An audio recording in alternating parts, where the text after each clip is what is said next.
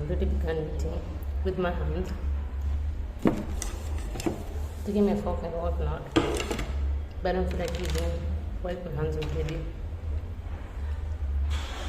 So just good.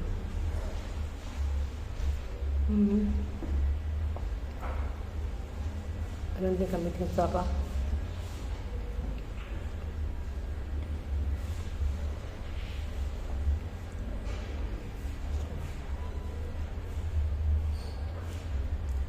Let's eat this one now.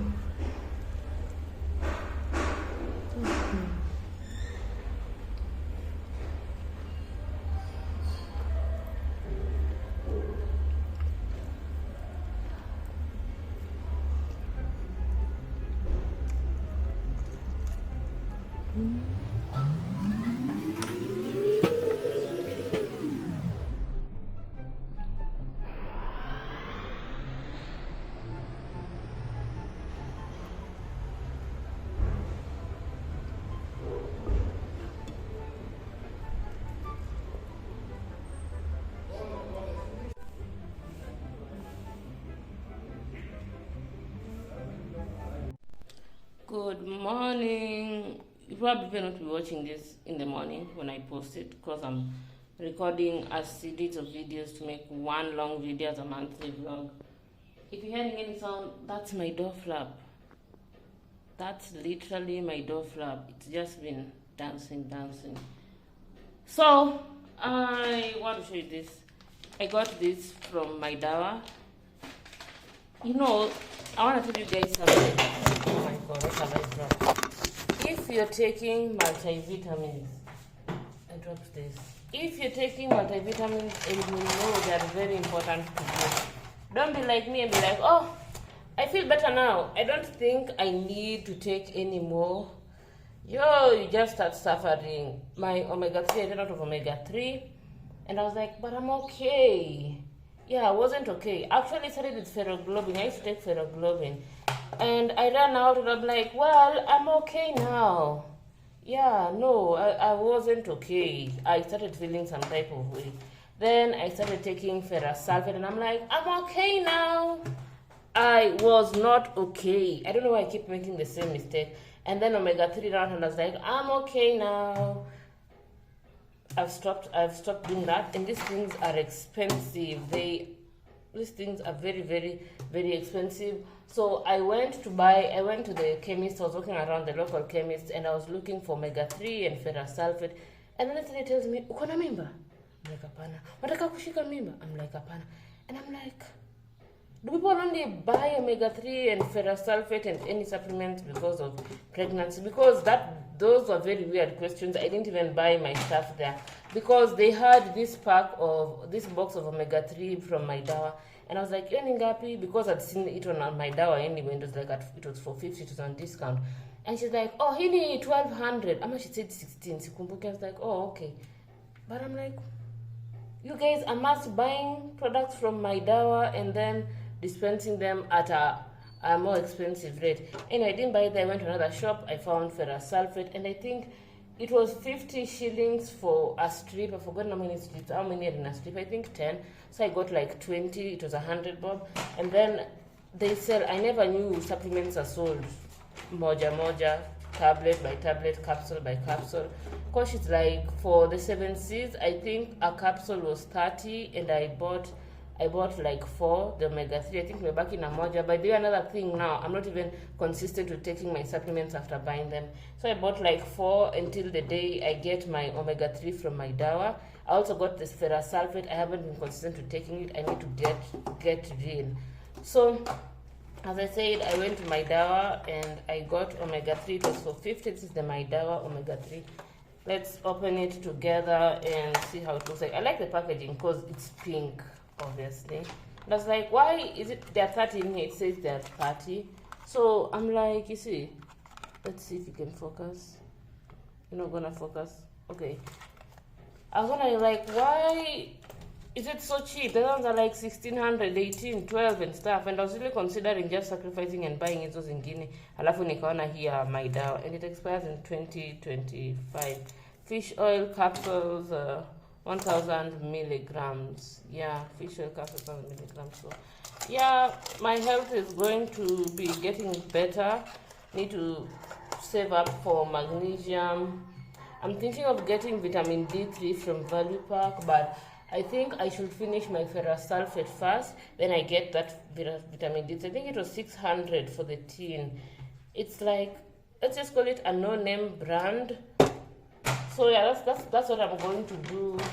And then I also want to make breakfast. Actually, I'm just going to make tea. I have this vanilla pound cake. I've been having it for like a week now. Stays fresh. It's been staying fresh. Even I've been leaving it like this. I don't have a fridge or anything. So those preservatives are preservativing. Best before second, or date of manufacture, best before 9th of March 2024. Manufactured on 8th of February. And I'm not sure which tea to take. I really feel like taking coffee. But I think I should take tea. I'm probably gonna take this tea. I was going through the Carrefour app and I was scrolling through different tea bags and I'm like, oh my god, I've got to get the sashimi one. I have this thing with tea. It's probably my ancestors who really like tea and they're the ones who are making me buy tea. They've been making me buy tea like nobody's business all through campus. Like even before campus, I always wanted tea. So I guess I'll take this, but I want to buy the sashimi tea, the two of them. There's one in the white box and there's one in the black box. I want to see what the difference is, the tea bags. And then I think I'll also buy like Ketepa, the regular black tea bags. This is actually a problem. Oh yeah, did you notice?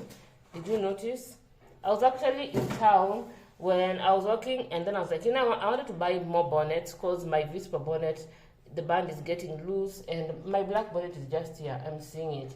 And I'm like, I need more bonnets. I can't just be having only 2 bonnets. That's crazy. So when I was walking in town and then I looked down, I saw socks and I was like, wow, nice socks. Because I was trying to like, I want to get socks. And they were zebra print, but maybe they're tiger print because it's brown and black stripes. And I was like, I bent and I was like, Ningapi, she told me it's 70. So as I was paying, I saw this when I was like, oh my god, I want that too. How much is that? I think it was 100 or it was 50, I don't remember. And then I was like, oh my god, there's another one here, there's a picture. Let me go get it and show you. This one. And you know, I'm not sure if let's hold it from far, this one. And I'm not sure if I've already talked about these and the socks before because these are things that happened like a while back. And a voice in my head is telling me like I filmed something somewhere, but I'm not sure where I put it. And I would have got a pink one because we all know I love pink. You see, even my ceiling is pink. I love pink. I would have got a pink one, but this one was like, I was attracted to that. So I was like, I'm gonna get that. And I didn't see a pink one really. Didn't see the other ones are just print. So I bought those. And today I'm also washing my hair. I've been contemplating between going to the salon to get it done or doing it on my own. Going to the salon to get it done is a lot of convenience. Doing it on my own means I get to take content. So I've been struggling between convenience and content creation. I guess I'm just gonna do it on my own. And the video I'm gonna post for my wash day is actually gonna be a reel, a shorts, a TikTok. So check it, just be checking my shorts. By the time you watch it, I probably already posted it, by the way, because it's only my long format videos that I'm posting like once a month. The shorts will be like, you know, I'll just be posting them every now and then. So yeah, this is breakfast. I think we're gonna do this tea. I'm not sure if I'm doing milk tea. I might not. I'm looking at my ginger tea and I feel like taking it. My milk powder is almost over. I have milk here, like how many packets? 1, 2, 3, 4. I have like 4 packets of milk, but because like it's half a liter, that's a lot of milk for me. Given I'll be like making tea just 1 cup, and then I have so much milk left. I don't want to make pancakes. I don't want to go and buy vegetables and start cooking them my way just because I've opened the pack of milk. And something else, I want to make peas. I have peas here. Like I have a lot of peas here. So I want to unshell them. I want to unshell the peas, not all of them, just enough. I want to boil them and mash them. I also want to make rice, peas, and cabbage. That's last week. I've been waiting so bad for this week, so that's what I can cook. And someone can say like, yeah, you can just cook when you want to. No, I had planned it for this week, not for last week. And I also want kitheri, but I don't have a jiko and I don't have a small sufuria. So I have to go and look for a small jiko and buy, and look for small sufurias and buy, and get good, oh, I have beans, and get green maize, oh my God, and then also get groundnuts. And I'm up here, I'm looking at my dengu chapter, and I'm like, you could also just make rice and dengu. But I've been craving peas and cabbage and rice for a reason, so that's what I'm going to cook. This first part has taken longer than I expected because I was talking too much. But see you in the next part. I'll probably go out today. I'm not sure if I'll go out today, especially since I'm washing my hair. Like, I'm going to wash my hair this morning. I'm not sure if I'm going to go out today. Another thing that is making me feel like, hey, you're going to really wash your hair is because you see this nail is broken and this one is broken. These two came off, but I'm grateful they came off peacefully because I studied the divination of nails, really. Astrology of nails, but it's not really astrology. I've been posting this a lot because my balcony is open and vehicles are just passing and it's noisy. So it's the divination of nails. I study them, so I know what this means. I know what this means, and I monitor how my nails break. It's a service I'm going to be offering for free because before I monetize any service, I offer it for free. A couple of months before I actually start monetizing the service, I'll announce when I'm announcing. I'll obviously announce on Instagram. I don't think I'll remember to announce on YouTube. And if I announce on YouTube, you could be coming to watch this 10 years later. I've already monetized it. So yeah, this broke this. And you know, when you do your nails, they're kind of weak. Not they're kind of weak, they actually are weak. But they've broken so peacefully. So I'm not doing anything wrong and stuff like that. Yeah, that's sometimes when I was scared of washing my hair. My shampoo is almost over, but good riddance. I need to replace it. I was using Miadi. I was broke. Miadi is the only thing I could afford, so I bought Miadi. I want to change and get the same shampoo and same conditioner. I mentioned in my previous video, I want to get the hair products Antonio Sol uses. So I'll probably get the hair butter. Most probably. I'll get the hair butter because I like the conditioner I'm already using. So I'll probably get the hair butter because now I use TCB argan oil. I'll supplement the hair butter with the TCB argan oil, whatever. It's a hair butter, I believe. I've forgotten. I just know the company because I want my hair to grow. But we can do a length check. I not put my hair in twist or anything because I was like, I'm going to wash this hair anyway. But this is how long my hair is. That's how long my hair is. Let's see. Yeah, that's how long my hair is. So yeah, no, I look a mess or whatever. I need bigger bonnets, like bigger. I know this bonnet would fit when I do my hair, but I want like bigger bonnets, like big, this big. I find those ones much more convenient, better, and everything. So yeah, let me make my breakfast. Actually, I need to boil water to drink. I've done my oil pull. I took a break from doing my oil pull because I was having some coconut allergy things, over cleanliness allergies things. So I took a break from that. But I just did my oil pull today. Changed my toothpaste. Actually, I was using Colgate before that. I was using Pepsodent. So now I'm using Vigor Doctor. And I forgot that I'm supposed to stop using fluoride. But my friend on Instagram sent me. She told me, try this toothpaste. It's by Forever, and I know Forever are in Kenya, and it's fluoride free. So that's what I'm gonna look into. I don't even know how much it is. I forgot to check. I saved to look at, but I forgot to check. I forgot to go and search how much that toothpaste is in Kenya. So yeah, let me go get busy. I hope you're okay. But I hope you're okay.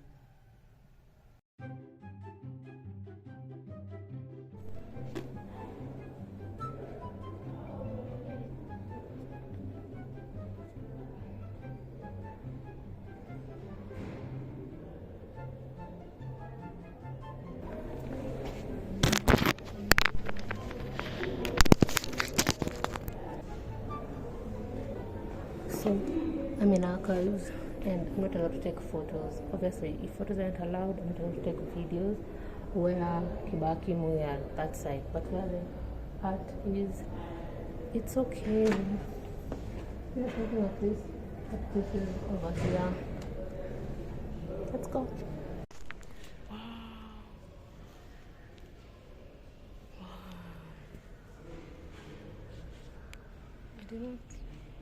Noticed.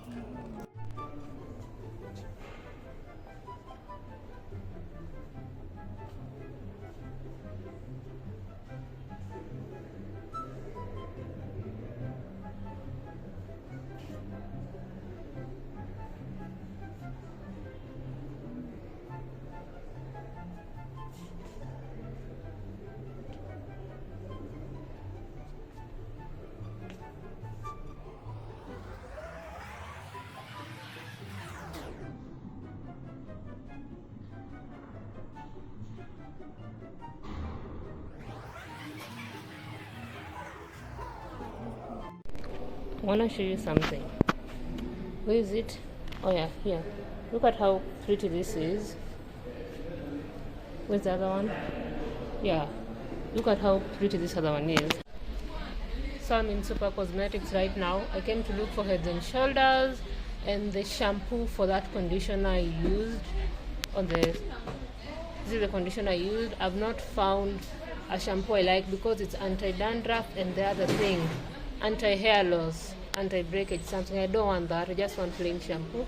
And then Heads and Shoulders, they don't have the... Heads and Shoulders, they don't have plain shampoo. They have the 2-in-1, and I'm not about that life. I don't like these 2-in-1 things. Okay, I'm back. Nicombali na camera. Oh my god. Now am I going to put this camera? I don't feel like setting up. I really don't feel like setting up. You know, it's okay if you don't see me. So, I bought 2 bananas for breakfast. I bought yogurt. Is this yogurt okay? I don't know. I bought yogurt. I would have liked to find the Bogani one, but I didn't find it. I bought a cherry. I've also bought Sim, like 2 of them. I bought 2 mangoes. One I could have eaten today if I wanted to. Some tomatoes for cooking this cabbage because I was craving cabbage, and peas and rice. The Sim I bought. Yeah, I passed by Nevada Fish and Chips, and obviously I got myself some fries. As I said, mentioned, there are 2 mangoes. One is going to be like for tomorrow, and tonight if I feel like eating a mango, I'll eat this one with my supper. Nikaongeza na tomato sauce because I don't have tomato sauce in my house. And then there's some other stuff I got. I wanted to drink something in the matatu. I got apple juice because I said the next time I buy Minute Maid last year it would be apple juice, but I kept on buying mango juice. But I bought apple juice this time. I bought some art supplies. This is now part of the art supplies. I bought this masking tape. I bought tracing paper. Masking tape, tracing paper. I'm trying to clear this space.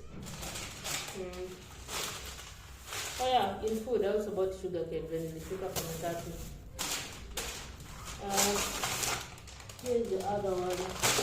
Now the masking tape and the tracing paper I bought from Technic Center. This, whatever is in here, I bought from Office Point. I bought this canvas panel.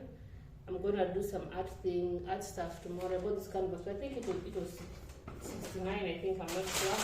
I bought some acrylic colors, obviously the primary colors, and then I got some white glue. I want to do the textured art, the paper art, textured art. Oh my god, why did they remove? I specifically chose the one in the cover. Why did they remove the cover? And then I also bought a small paint brush because for some of my art pieces, I want to paint. It's coloring and painting. I may make them a mosaic.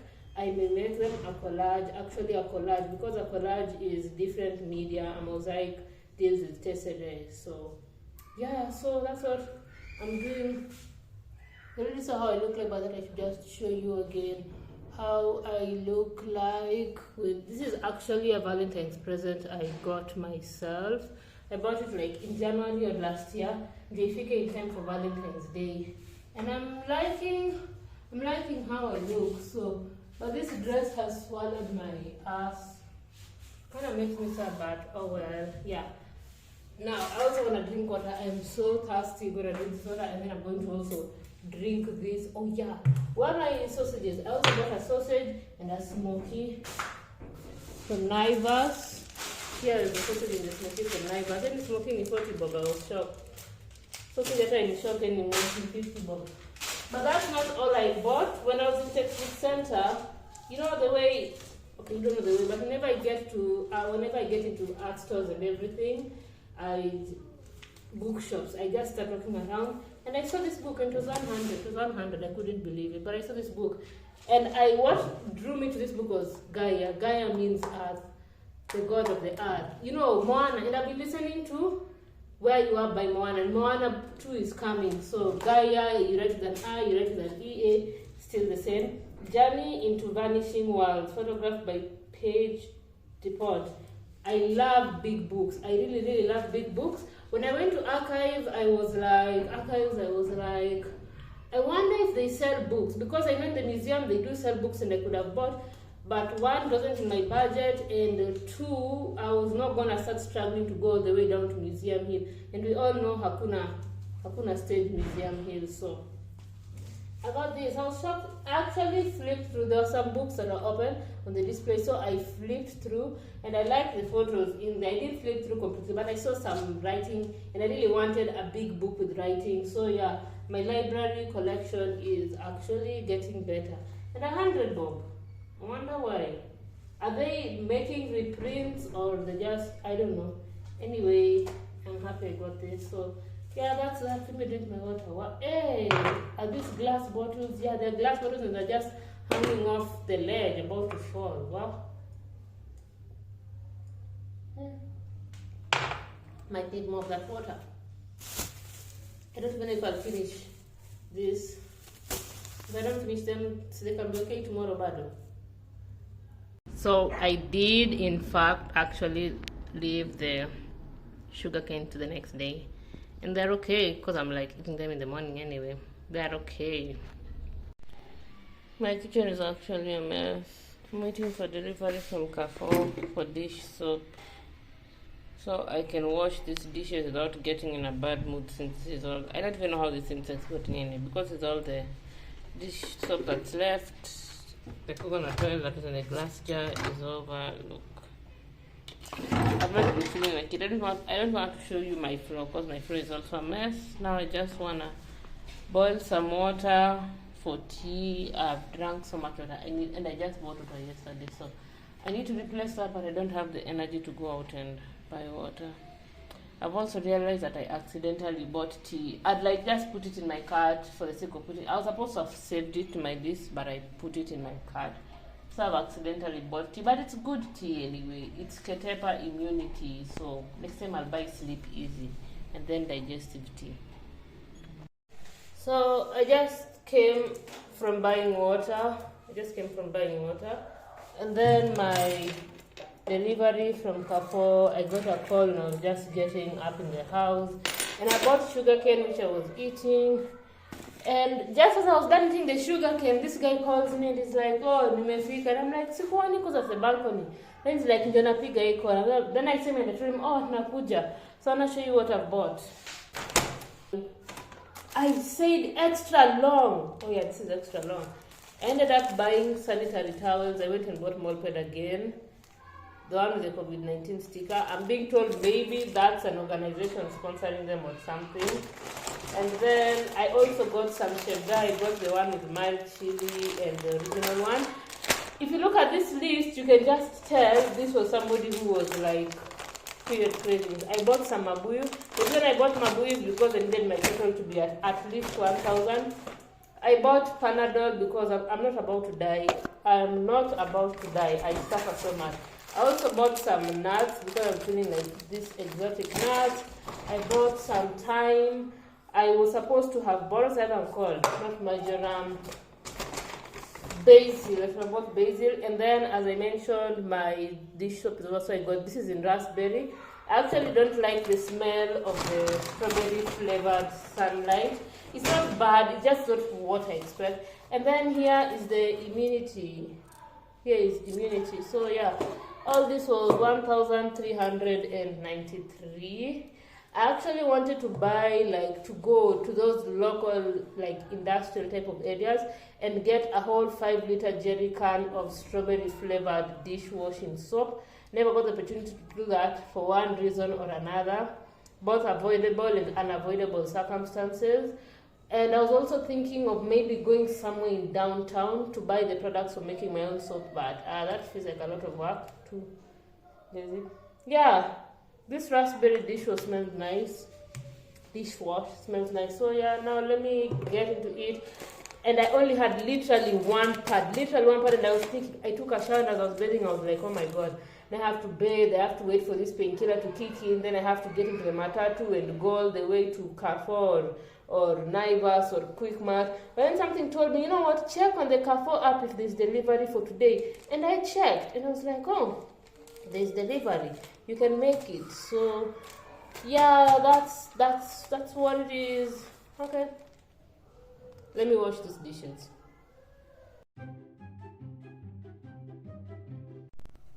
Good morning. Probably not morning when you're watching this. Anyway, nobody asked for this, but it's my channel, so I'm gonna read you this story. The princess who didn't wash. Caroline Brunswick of Wolfenbüttel, May 17, 1768 to August 7, 1821, Britain and various continental tourist spots.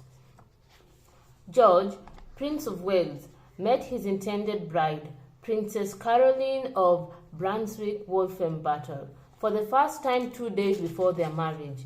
Etiquette demanded that he embrace her, which he did, then recoiled and fled the room, crying to his servant, "I am not well. Pray, get me a glass of brandy." He stayed drunk for the next 3 days. The relationship went downhill from there. Nobody knows what it was about Caroline that turned off the prince so violently at that introduction. She wasn't storybook beautiful, but she certainly wasn't run away and get drunk ugly. And though she was known for being less than dedicated to her personal hygiene, contemporary accounts claim that she'd been groomed particularly well for the meeting.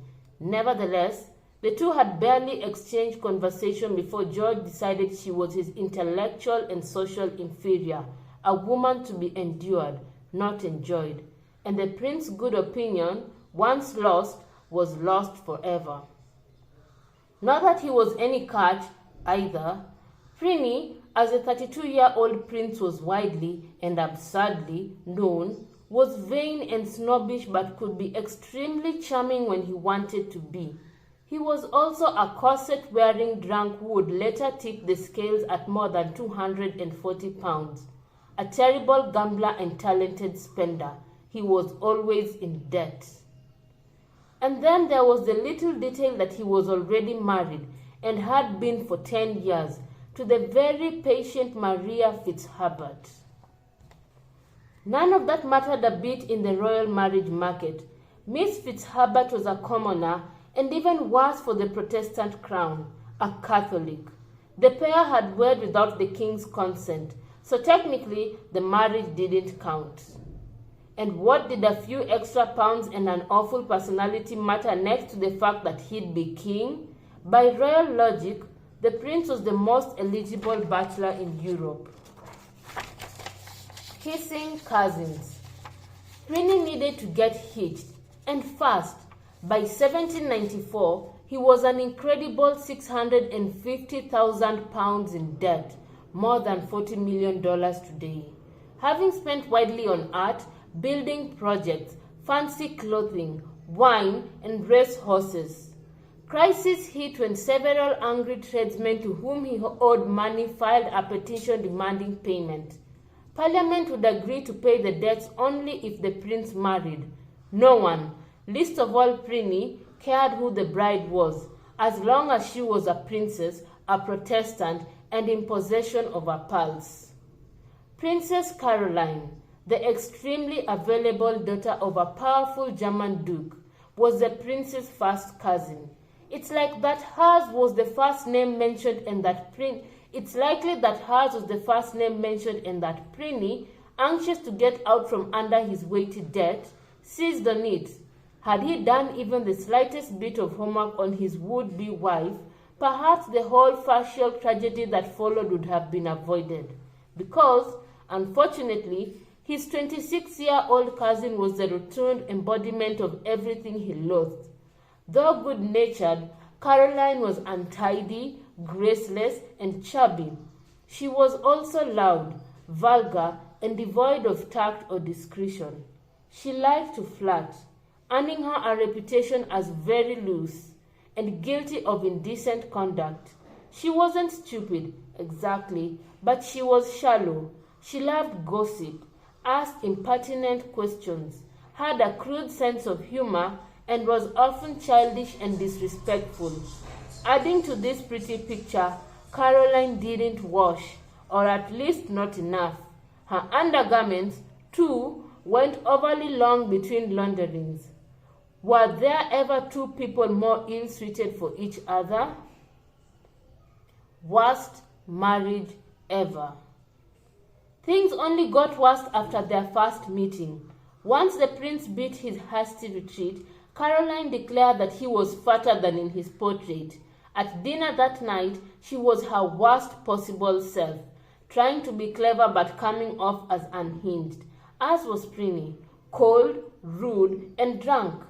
But the show had to go on, and the couple was married 2 days later.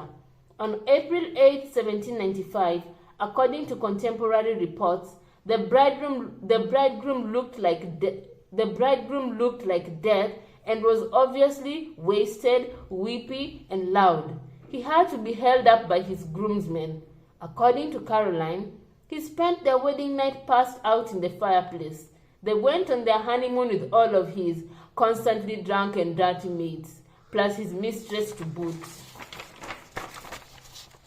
Surprisingly, the pair did manage to get on well enough for Caroline to become pregnant almost immediately. Though the birth of their daughter Charlotte on January 7, 1796 did little to foster a rapprochement. 3 days after she was born, George made out a new will leaving everything to his wife, dear Miss Fitzherbert, and 1 shilling to Caroline. By June 1796, Prini's hatred of Caroline was intractable. My abhorrence of her is such that I shudder at the very thoughts of sitting at the same table as her, or even being under the same roof, he wrote. The feeling was mutual. Just a year later, they officially separated, but what God and country had joined, no man could put asunder. Neither the king nor parliament would grant permission to divorce. Protestants, ironically, see Anne Boleyn, took divorce very seriously, and the marriage was important diplomatically. They were stuck with each other. Of the two of them, Prini was undoubtedly better off. As a male royal, it was expected that he would have mistresses, but for Caroline, adultery would mean a wealth-stripping split that left her in a delicate position, which was particularly difficult for a woman with no sense of delicacy whatsoever. European courts practically ran on rumor, and Caroline's behavior did little to stop the chatter. She was a big fan of the plunging neckline, as in nipples out, and appeared to apply her makeup with a trowel. She could be a charming hostess but was also an incorrigible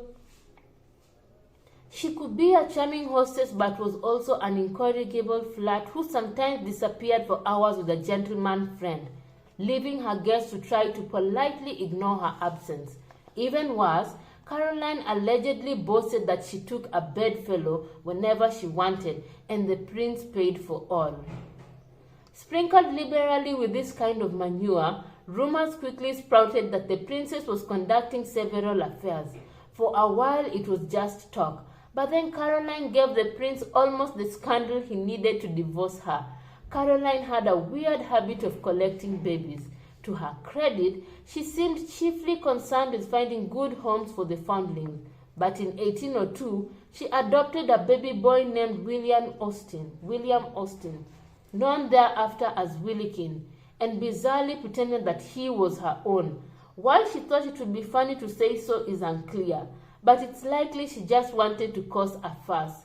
Her allies, including her father-in-law, King George III, dismissed the stories of her bastard child as idle talk, and her foes could prove nothing because there was nothing to prove.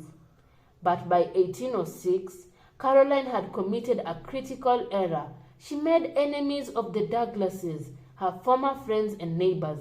It was to Lady Douglas that Caroline first pretended that Willikin was her child. After a few months of close friendship, however, Caroline grew bored with the couple and was rude when Lady Douglas came to call. When Lady Douglas wrote to Caroline implying that she had secrets about this princess,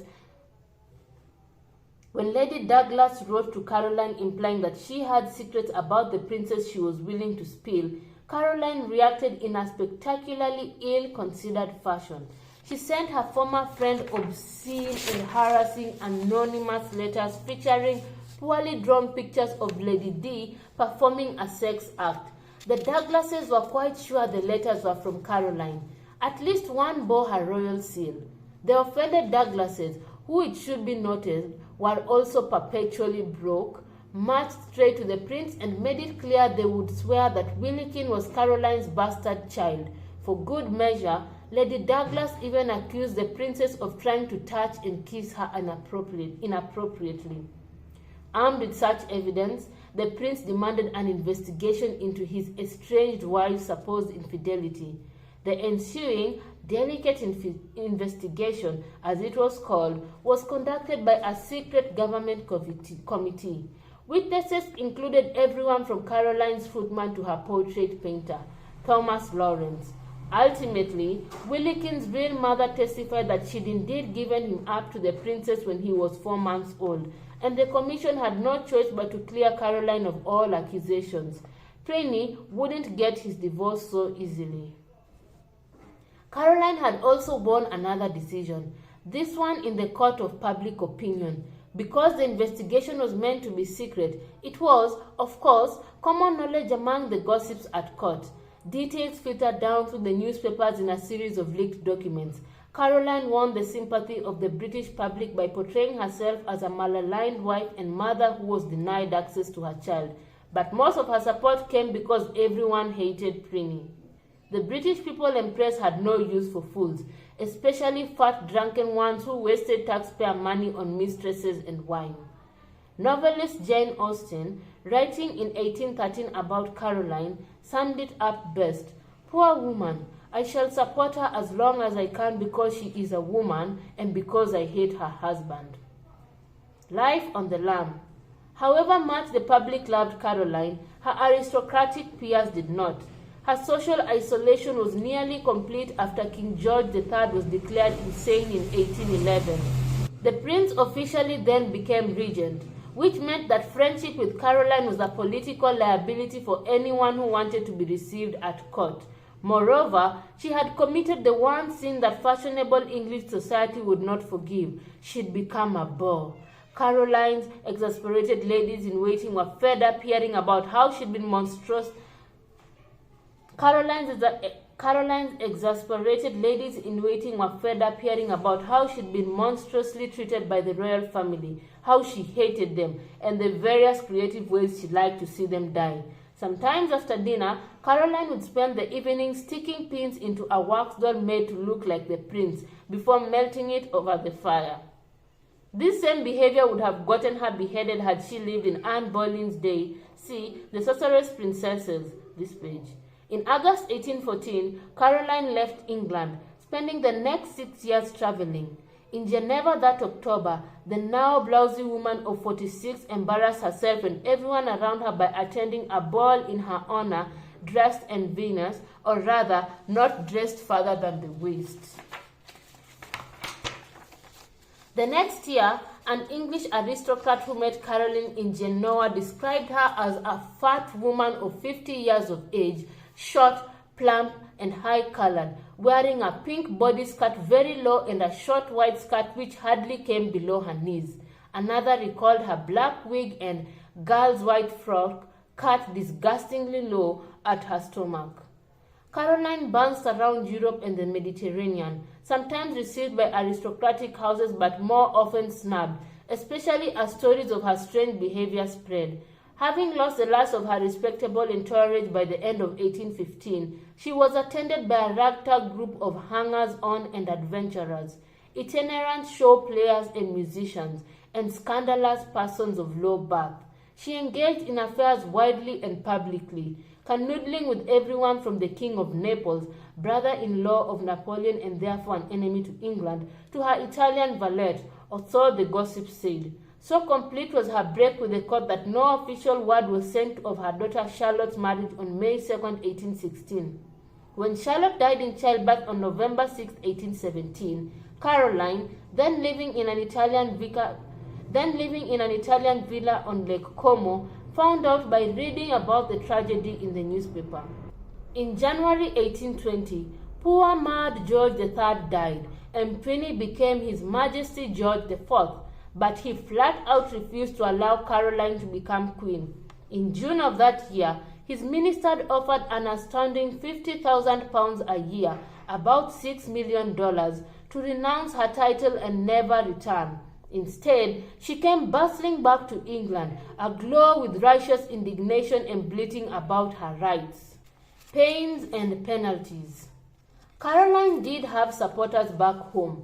Despite her long absence, the British public loved her even more when they saw her thumbing her nose at the much-hated royal family.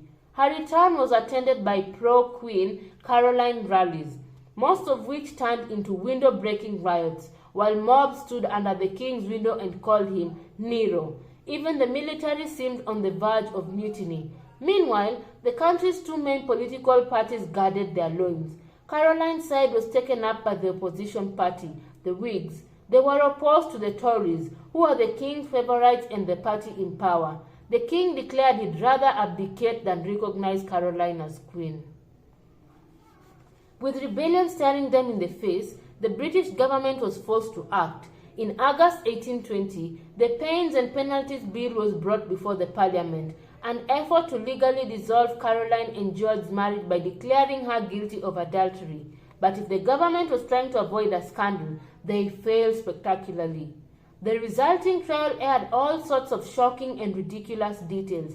First to take the stand was an Italian servant of Caroline's who testified that her supposed lover, the Italian valet Begami, did not often sleep in his own bed. Further, he claimed he once heard sounds like the creaking of a bench coming from a tent in which Begami and Caroline were together. Another witness claimed that the chamber pots in Caroline's room contained a good deal more than a single person could produce. And still another claimed that he'd come upon Begami and Caroline asleep in a carriage, her hand upon his private part, and his upon hers. Caroline, meanwhile, acted like a parody of herself, wearing a startling black wig over a face caked in rouge, sometimes nodding off during the duller parts of the proceedings. But however she conducted herself, and however damning the evidence was against her, public support for Caroline only increased. So, too, did libel against the king and his supporters. Realizing there was virtually no chance of getting the bill through both the House of Lords and the House of Commons, the measure was withdrawn.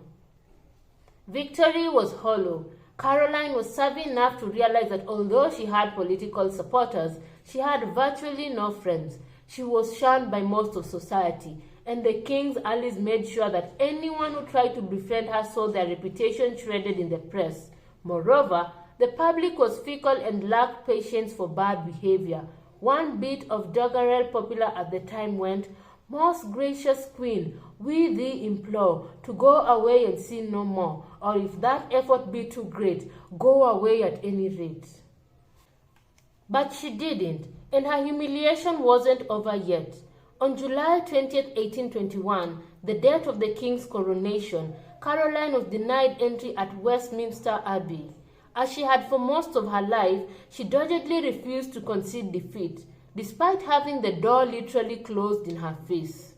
She wrote to His Majesty that afternoon, The Queen must trust that after the public insult Her Majesty received this morning, the King will grant her just right to be crowned on next Monday. The King did no such thing. Less than a month later, a sad and deluded Caroline died, just 53 years old.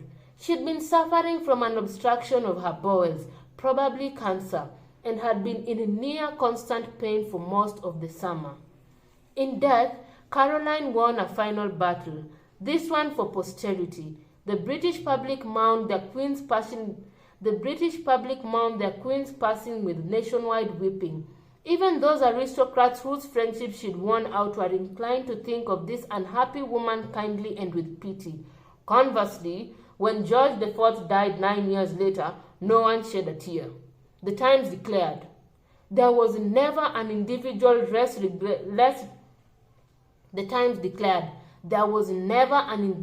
less regretted by his fellow creatures than this deceased king. Death in the Victorian Age. The daughter of a marriage as unhappy as that of Princess Caroline of Brunswick and the Prince of Wales was unlikely to have an easy life, and Charlotte, a spoiled tomboy with a mercurial temperament, certainly did not. Wedged between her mother and father, the little girl spent the first part of her life as a pawn in their game of one-upmanship. The prince won, and Charlotte was given over almost solely to his care. Some care. Virtually a prisoner, she was shepherded from one gloomy palatial estate to the next. Nearly every aspect of her life was controlled by her father or the women he appointed to mind her. She was too like her mother to inspire any real affection in dear old dad, and he usually spoke to her only when he found fault. Nothing was done with Charlotte's comfort or happiness in mind. Not that her mother would have filled the void any better. By the time Charlotte was 10 years old, Caroline's interaction with her daughter was restricted to a weekly visit. Just 18 years old when her mother left for the continent in 1814. Charlotte was devastated, writing, I am so hurt about it that I am very low. Meanwhile, her father was attempting to arrange her marriage to William, the hereditary Prince of Orange, a skinny kid whom Charlotte once said was so ugly it was all she could do not to turn away when he spoke to her. The marriage was eventually called off, and Charlotte found another suitor whom she came to love immensely, Prince Leopold of Saxe-Coburg-Saalfeld. 7 years her senior, smoothed out her rough edges, and she blossomed into the kind of prudent, feminine, and sweet princess everyone had wanted her to be. And here's where the story turns even sadder. The couple had only 18 months of marital bliss before Charlotte died in childbirth. Their son was stillborn. The nation's outpouring of grief was intense. Charlotte had come to represent the British people's hope for the monarchy. Their immense love for her matched their great hatred for her father. Had Charlotte lived, she would have become queen. Her death left George III with no legitimate grandchildren.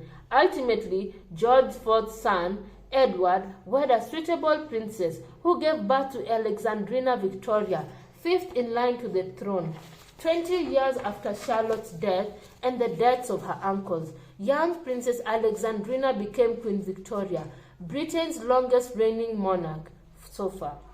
Without her, the country might have missed out on all the good stuff associated with the